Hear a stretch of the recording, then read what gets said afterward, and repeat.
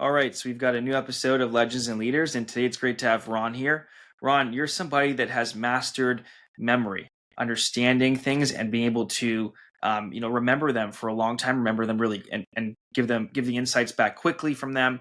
It's really incredible. You've got records that nobody's ever beaten in the world through memory, and you've just mastered this concept and system and come up with techniques that are just unprecedented. So I'm excited to have you here and get into your story and journey and talk about all that you've accomplished. Well, I really do. I really do appreciate that. That's a very kind introduction. I will say this: there are some feats of memory that have that I have done that haven't really been duplicated, I guess you could say. But as far as my official records that I set, and mainly in 2009 and 10, those records have been broken. But I like to say I did it with a little style. You know what I'm saying? But I just want to say that because I don't want anybody to think I'm claiming something else. But everything else, I appreciate that introduction, and I do have some memory feats that have not been touched. So, Ron, how did you get interested in this area? Like, what made you so fascinated about memory and memorizing things or remembering stuff? Like, how did you get passionate about this avenue?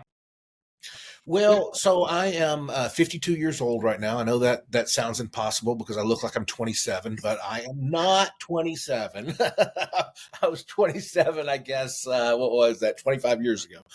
Um, uh, I was 18 years old. I was probably 2 or 3 weeks out of high school.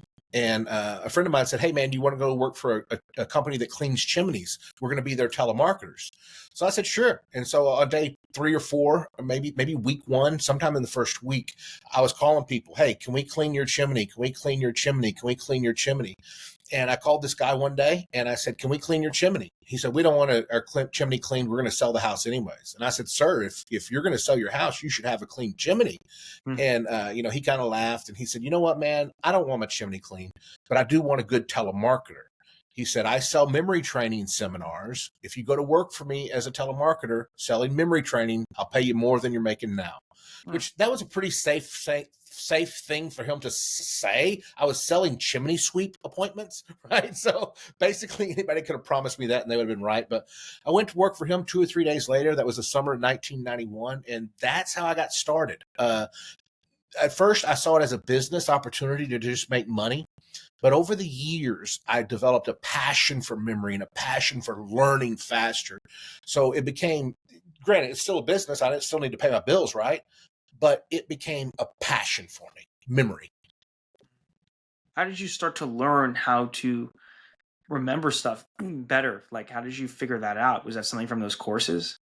Yeah, yeah. So I went to work for him July of 1991. And August of 1991, I attended my first memory workshop. I was setting the appointments. The speakers would go out and sell it, and then we would have the end product, which was a workshop. So I attended my first workshop, and I just was like, "Man, this is crazy. I can't believe I can remember 50 words in order, like after just hearing them once." And I wasn't a dumb guy, you know what I'm saying? I'm not saying, "Oh, I'm not trying to make up this story like I I had a 25 IQ and I took a memory training and now I can memorize 50 words." No, but I didn't know I had that ability in me, and most people have that ability in them. I mean, if unless you got Alzheimer's or dementia, you have this ability in you. And so I took that class, and then I kept reading memory books. Kept taking memory courses, not just the company I was working for, but others. Every time my company had a memory seminar, every 3 months, I was always there. And I remember the instructor made a joke once. He's like, "Ron, our telemarketers attend one seminar just to see the product, but you are here every 3 months." He's Ah, like, "Are you gonna teach memory training one day or something?" And he kind of laughed because I was 18, 19 years old, right? There's nobody leading a workshop at 18, 19. They're 40, 50 years old, or in their 30s at least. But that's how I did it. I just really fell in love with it, and I learned a system that was taught by others. The system's been around 2,500 years. well, what is the system? Well, it's over the years it has evolved names, but the current name that people hear it by is Memory Palace or Mind Palace. It's something that was written about in Sherlock Holmes books. Sherlock Holmes was said to use a mind palace or a memory palace. But it dates back to about 477 BC. A man named Simonides, he was in Greece, and I don't know if this story is true or not, but it's on the internet, so I'm going to assume it's true. They really can't put false information out. But actually, more than that, this story is in a 2,000-year-old book written by Cicero. So if it's a fake story, it's a 2,000-year-old fake story. Mhm. But here's the story. In 477 BC, there was a man named Simonides. He lived in Greece, and he wrote poems. He wrote this poem for this really rich man. He went in and read the poem and delivered the poem. He left the meeting, and when he left the meeting, for whatever reason, the roof collapsed and killed everybody. They pulled the roof off, the stones off the people, and they couldn't recognize them. They were all beat up and crushed. And they said, we need somebody who was in this room to tell us who's who, where everybody was sitting. So Simonides came to the rescue. He told everybody where everybody was sitting and who was who. And then the light bulb goes off in his head. I just remembered a room full of people based on where they were sitting. Could I remember anything based on placing it in a location in a room? So he went back home. He numbered, 20 or so spots in his house. And then he just took, instead of visualizing people in those spots, he took a random list of words: dog, cat, water, and he imagined them around his house in these predetermined spots. Then he closes his eyes and he recites the list forwards and he recites it backwards. And he's like, oh my God. And he is known as the father of memory training for developing this. Back then, it was called the method of loci, which means loci is the root word for location, the method of location. You may have heard, in a speech, somebody will say, in the first place, and in the second place, when they're giving a speech, the legend has it that comes from this method, that you map out a map of your living room, the couch, the chair, the picture, the window, and then you take what you want to say in your speech. I want to talk about how to make more money. So you imagine money flying out of your couch. You want to talk about time management. So you imagine a clock over on the cabinet or whatever it is. Then when you're giving your speech, you think back to your house, and the legend has it, in the first place, in the second place, it's literally places. But that's the core of the system. I mean, I can go more detail into it, but that's the overview of the system. Yeah. So what was your first experience like where you used this system and it had success for you? I think immediately I eventually wanted to move from telemarketer to speaker, right? A memory speaker. So I memorized my speech with this. That was early on. Real early on, I was very deeply involved in my church 30 or so years ago, and I memorized books of the Bible word for word. That was early successes. I memorized a poem one day, and this was probably just within 2 months of being involved in it. I memorized a poem, and I remember going in the living room, and I was only 18 years old, going in the living room and telling my mom and my sister, "Watch this! I can say this poem." So those were really, really early successes, and nobody's ever asked me that question. I can't believe those just popped up so quick. But everything's in your memory. You just retrieve it. It's what you got to do. Yeah. Are there techniques like focusing techniques that you use? Well, yes, there are. The first thing I do for my ability to focus is I really work on what I consume, right? I've cut back on the sweet and low packages, or, the artificial flavor, because not everybody's this way, but I noticed it gave me brain fog, right? I've cut out as much junk food as I can. I still enjoy junk food, but not like I used to, right? This right here is the most overlooked brain food: water. A dehydrated brain can't focus. So I really work on staying hydrated, exercising. I'm doing something, exercising almost every day, 5 days out of the week, whether it's going for a walk or I do jujitsu or something. So exercise, nutrition, drink plenty of water. This is all going to help your ability to focus. But there is a technique to improve your focus. And I read a book by Brian Tracy, and he wrote this book about 25 years ago. It's called Focal Point. And in that book, he said there's two things that focus your brain: pressing problems and well-worded questions. And when I read that, I set the book down and I was like, how can I apply this to memory? Well, Pressing problems is not going to really apply, but well-worded questions does. So let's say you got this guy walking towards you right here. He's Mhm. walking towards you, and you're thinking, "What do I think about him? What does he think about me? What business deals are we going to talk about? What could he possibly buy for me? How does my hair look? Is that stain Mhm. still on my shirt? Hi, my name's Ron," and he says, "Hi, my name is Ben," or whatever his name is, but we never hear the name because we're not focused. If somebody can say their name and you don't know the name 2 seconds later, you don't have a bad memory. You got a focus problem. Right. So switch this around. This guy's walking towards you, and as he's walking towards you, instead of asking yourself, "What do I think about him? What does he think about me?" All those questions, ask yourself this one question: What is his name? What is his name? What is his name? What is his name? What is his name? Now, don't say that out loud, but if you can focus your brain with a well-worded question, you will be hearing his name.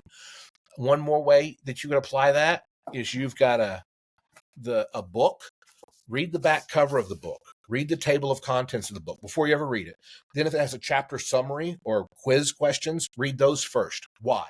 That's the author giving you an outline of the book. Then sit back and ask yourself, okay, what do I want to learn about this? What are the main topics that in this that I want to really study?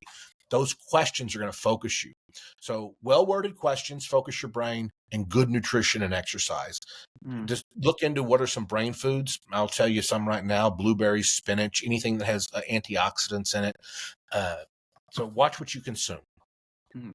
Ron, how did you go from like understanding what this space was to becoming a US champion? Like, what did it take to make those kind of strides to get to that significant of a level? Yeah, so that story, what it almost didn't happen. So in 1991, I started, right, and in 2001, March of February 2001, I was at the grocery store with my girlfriend, and she was just shopping. I was getting bored, and so I said, I said, I'm going to look at this Guinness Book of World Records. So I opened up the Guinness Book of World Records. And when I opened up the Guinness Book of World Records, there was a memory feat in there. Gert Mettring had memorized a 27-digit number, and it said the digits were flashed on the screen for 3 seconds. And I took that as to mean the first digit was on the screen for 3 seconds. Then the next digit was on the screen for 3 seconds. The next one. And I said, I can beat that. I can beat that. Yeah. So I contacted my local Fox affiliate. I said, I want to go on your show and break a Guinness World Record. And they read the digits to me 3 seconds apart. And I did one more digit, and I did it in less time, right? At least the way I read the record. I contacted Guinness. And by the way, I started advertising, broken a Guinness World Record. When I would be introduced for my speech, we got a guy who just broke a Guinness World Record. It was all over my website. It was everywhere. Yeah. And I just never got around to verifying it with Guinness, right? So finally, my lazy self got around to it, and I sent the email to Guinness, and they replied back, "Oh, sorry, Ron, you misunderstood. The digits weren't flashed on the screen for 3 seconds at a time. The entire 27-digit number was on the screen for 3 seconds, and then it went away." And I was like, "Are you kidding me?" And I'm like, "I got to right this wrong. I've got to make this right. My integrity is on the line here. So I've got to do something. I've got to go break some records." And I wasn't ready to attempt that record. So I started hearing about the USA Memory Championship, and I was so intimidated by it. They were like, these people are memorizing a 130-digit number in 5 minutes. They're memorizing a deck of cards in 2.5, 3 minutes. And I'm like, oh man, there's no way. But I was like, you know what? I can't accept no for an answer. I'm going to train for this, and I'm going to win this. And even though I was so intimidated by the scores, and I set it for 2007. But in 2007, I was a reservist in the military. I joined after 9/11 as a reservist. And in 2007, I got deployed to Afghanistan, so kind of threw a monkey wrench in the plan. But as soon as I got back from Afghanistan, there was a tournament 6 weeks, 8 weeks after I was back.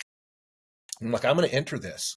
And I trained minimally. I minimally trained. I mean, just barely trained.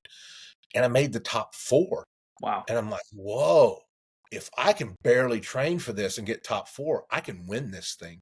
So I set out, I hired myself a Navy SEAL coach. Why? he taught me nothing about memory, but he taught me about focus, discipline, and not being intimidated, improving my confidence. I hired a Navy SEAL coach. I had the coach who won the USA Memory Championship, and these two guys coached me. And in 2009, I was so confident I was going to win. I walked in, I pointed to the trophy, and I said, "You're coming home with me."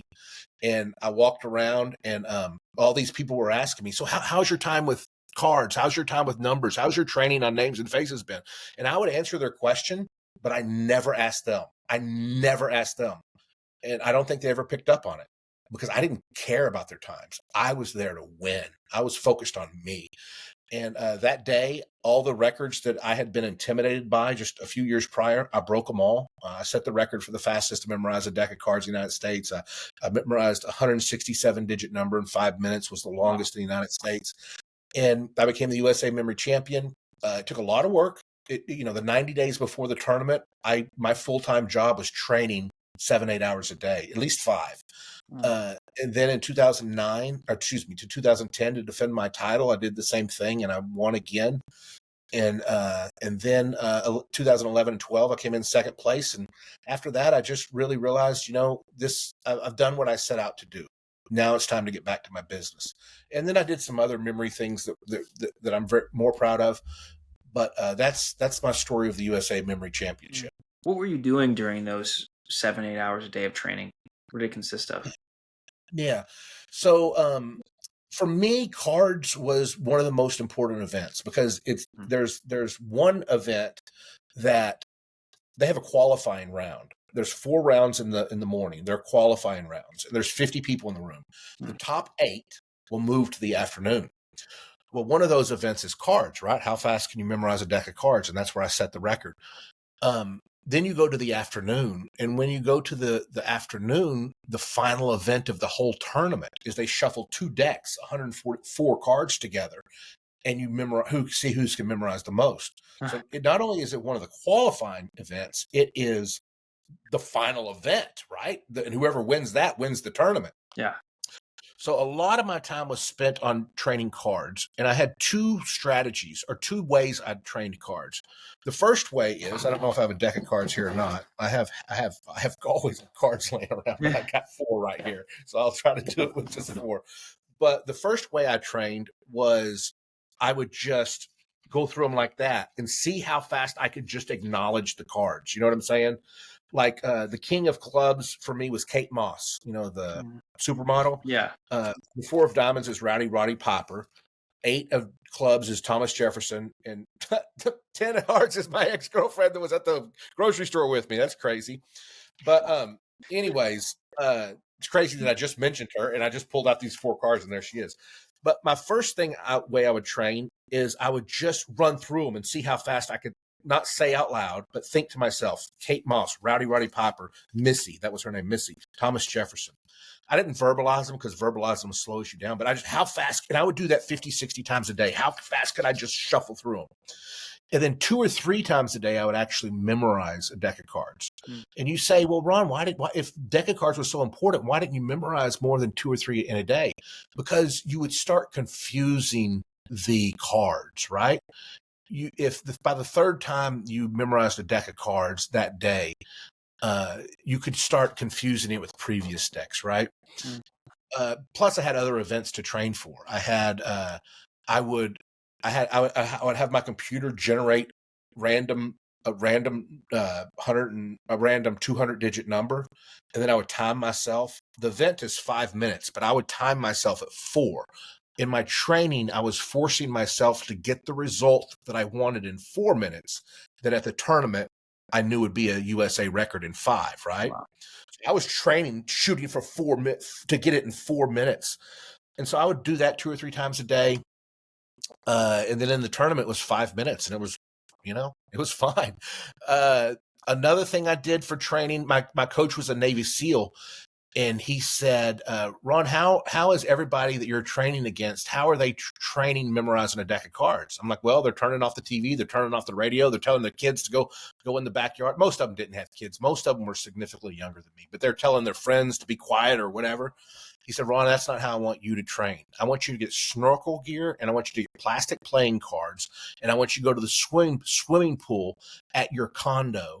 And I want go when it's busy and there's people out there playing volleyball and it's crazy and there's so many distractions. And I would get in the pool, snorkel gear, plastic playing cards, water would be going up my goggles, and I was memorizing a deck of cards underwater. Wow. And the purpose of that was, clearly you're having to focus on your breathing. You're having to not be distracted by the water going in your thing. And people are loud, volleyballs are hitting me on the head or whatever. I got to where I could memorize a deck of cards faster underwater with crazy stuff going on and kids pulling on my legs. I could do that. Eventually I could do that faster than anybody else in the memory world in the United States at the time Wow. could do in perfect conditions at the tournament. And so when I went to the tournament, my Navy SEAL coach said, the more you sweat in times of peace, the less you bleed in times of war. And he said the Navy SEALs made their training so tough that when they got to war, they didn't just win, they dominated, because sometimes their training was tougher than war. So that was the theory. And I'll say this and then I'll move on. But at that tournament that day, it was the deck of cards event. And I was like, man, this is so comfortable. This is like so peaceful. Boom, USA record. Multiple people protested that and said we needed to do it again. And the judges were like, why do we need to do it again? And they were like, there were plates that dropped outside and it distracted us. And they pointed to me and they said, Ron just set a national record. We're not doing it again. He stayed focused. You should have too. But they trained in perfect conditions. Right. So the way you trained and the difficulties there is what prepared you for anything. Yeah. I really went above and beyond in my training, making it more difficult. When I would memorize numbers, I would memorize it with music playing. I would go to Hooters and I would memorize there. And I would ask my waitress, I said, can you get a few of your friends? And I want y'all to just stare at me while I memorize the string of numbers. And they're like, why? I'm like, I'll tip you big. And they're like, okay, we'll do it. But what could make a guy more nervous than having Hooters waitresses staring at him? You know what I'm saying? So it was, I just tried to do everything I thought. I would go to country western bars and sit there and memorize a deck of cards where everybody's dancing, music's playing. So I was just really creative at making my training tougher than the tournament. Yeah. So once you stopped doing the tournaments, what was your focus then? It was launching the speaking career? Well, I'd been speaking since 1991. I was deep into the career. So that's never changed. But what happened was, I will say this, there are people who can memorize faster than me now, especially, right? A-Rod ain't hitting 300 anymore, right? But there's very few people out there who have a business teaching memory who've also held records and won tournaments, right? Right. I may be in a pretty exclusive class as far as that goes. There's a lot of people who are world-class memory athletes, and there are people who have successful businesses, but it's a rare combination. What I would say is when I moved on from the memory tournaments, the most significant memory project of my life is I'm a veteran of the war in Afghanistan. 2007, I was there. And one day somebody asked me, they said, Ron, how long would it take you to memorize the Vietnam Wall? And I gave the dumbest answer I've ever given in my life. I thought it was true. There's 60,000 names on the Vietnam Wall. I can memorize roughly 150 names at the USA Memory Championship in 15 minutes. So I said, well, if I can do 150 names in 15 minutes, let's say I could just do 300 names an hour. If I can do 300 names an hour, that means in an 8-hour day, I could do 2,400 names. But I was creating all these crazy calculations, and I ended up with I could do it in a month. And they're like, "You can?" And they tried to get me a TV show with the History Channel, and thank God it fell through, because somebody had asked me that question, and for the History Channel, I kind of let it die down. Then a couple years later, I was like, how fast could I memorize not not the Vietnam War, but everybody who died in Afghanistan? That is what I should do. That's where I served.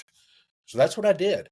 There's 2,400 of them. I memorized their rank, their first name, and their last name. It's 7,500 words, and I travel the United States with this wall, and I write out the wall from memory. Wow. It took me 10 months to memorize. It takes me 10 to 12 hours to write it out from memory. You know, it's the most significant memory project of my life. Without question, people when I was memorizing it, people would say, "What are you going to do?" And I'm like, "I'm just going to get a wall, and I'm going to travel the United States writing this out. But if nobody wants to have me do it at their event, I'm just going to get a piece of plywood, a long 50-foot piece of plywood, and I'm gonna write it out. I'm gonna ask some farmer if I can write it out in his field, but I'm gonna do this." And it Amazing. exploded, man. It exploded. I did it in downtown Fort Worth, where I live, and with in a very short period of time, I was doing it in Major League Baseball games, college bowl games, Wow. in Times Square, on Fox News Live, in front of the Alamo, uh, Major League Baseball games, NFL. No, I don't think I did an NFL game, but it just exploded on me. It was really a wonderful time in my life. Ron, just the last question I have. What do you want to do now? What do you aspire to build, to create, that you haven't achieved yet? I do want to grow my business. I do want to grow my business and impact more people with more, speak more, and travel more.